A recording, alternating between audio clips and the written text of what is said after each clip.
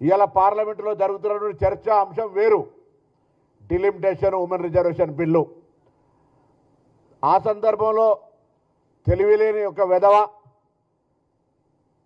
మెదడు జ్ఞానము లేక తెలంగాణ విభజనను పాకిస్తాన్ భారత్ విభజనతోటి పోల్చి ఈరోజు ఈ భారతదేశంలో ప్రజాస్వామికంగా రాజ్యాంగ ప్రకారంగా లోక్సభ రాజ్యసభ పాస్ చేసినటువంటి బిల్లులను పార్లమెంటు వేదికగా అవమానపరుస్తుంటే తెలంగాణ నుంచి ఎంపికైన 8 మంది భారతీయ జనతా పార్టీల ఎంపులు చీము నెత్తురు లేకుండా వాటిని విని ఎంజాయ్ చేసేటువంటి దౌర్భాగ్య పరిస్థితి వింటే తెలంగాణ తల్లి రోధించేటువంటి పరిస్థితి ఉంది. అలా ఏ మాత్రం బాధ్యత ఉన్నా తెలంగాణ రక్తమున్నా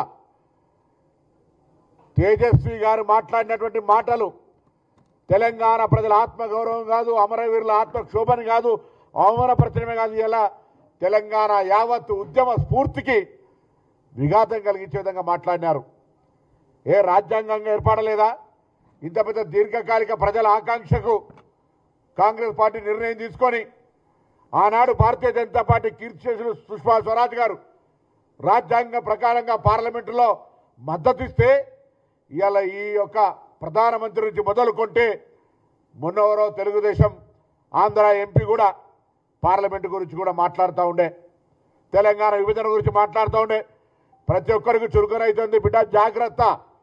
తెలంగాణ ఉద్యమకారులంతా ఒకవేళ ఎందుకులే విభజన జరిగింది కదా, ఎవరి విభజన దాకానే పోరాటం, విభజన తర్వాత ఎవరి బతుకులు వాళ్ళు బతకాలనుకుంటే జ్ఞానం లేక అజ్ఞానంతో పార్లమెంటరీ వ్యవస్థలో రాజ్యాంగాన్ని అవమానపరిచే విధంగా తేజస్వి మాట్లాడుతున్నటువంటి మాటలు ఈరోజు దేశ ప్రజాస్వామ్యానికి అగౌరవం. ప్రధానమంత్రి గారు కూడా వాటిని వినాలి.